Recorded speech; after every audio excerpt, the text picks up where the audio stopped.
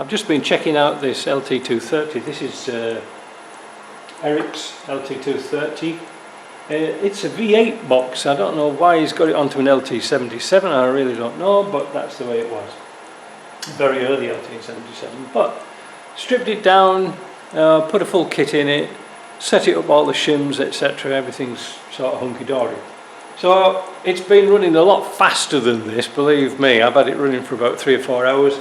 And I do that just simply so that the oil circulates and washes out everything in that, you know, in the insides. And also, the purpose of today's video is to just demonstrate about these differentials again, these centre differentials, because it's not very clear when I had it on the bench how it works. And now we can see one working.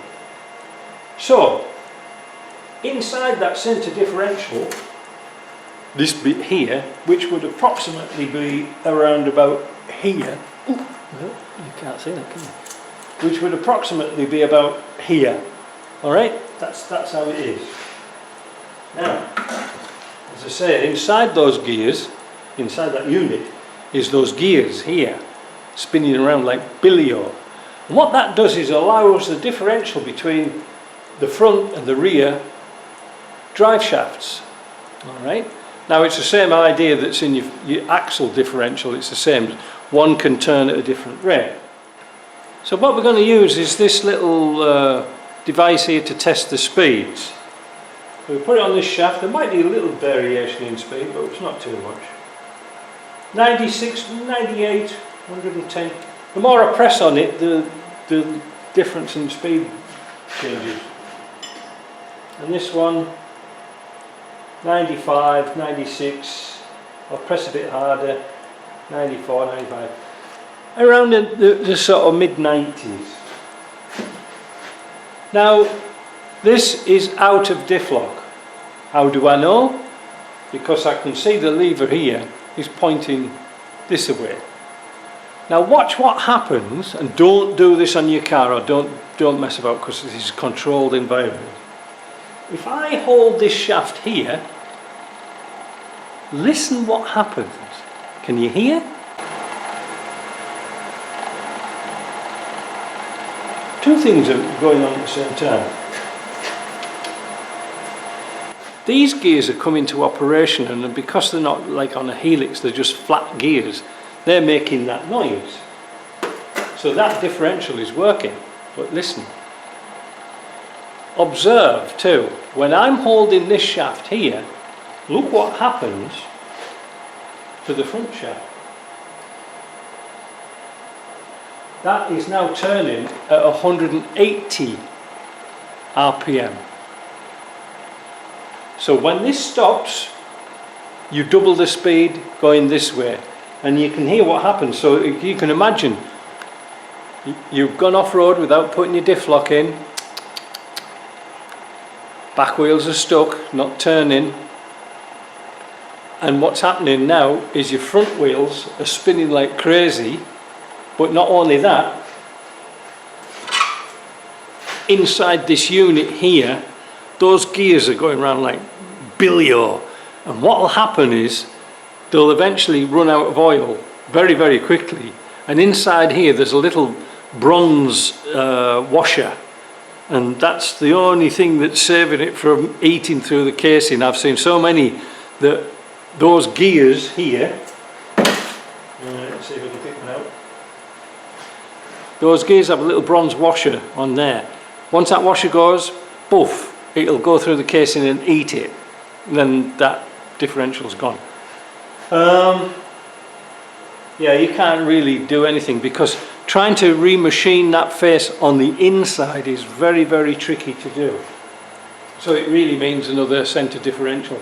But that was just a demonstration of what to do. Like when you're going off-road, for example, always put the diff lock in.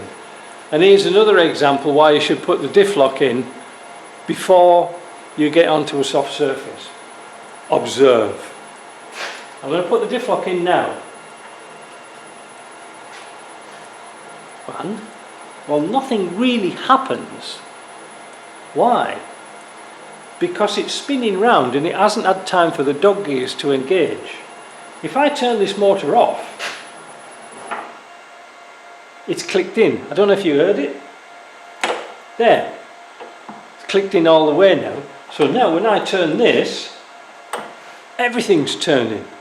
If I turn the diff lock out, it's only this is turning, not the main drive shaft. See? Easy, isn't it? Now sometimes you get into a situation whereas you're going onto off-road, you know, into a soft surface, you put the diff lock in and the light doesn't come on your dash, and the reason is the teeth need to engage at the front, just in here, right, and this bit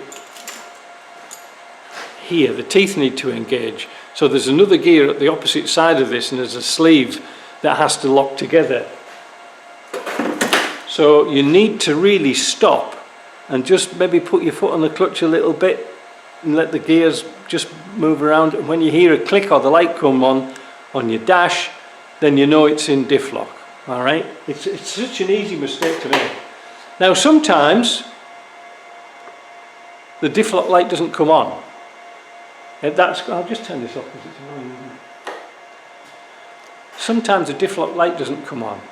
You think you're in diff lock, but you might not be.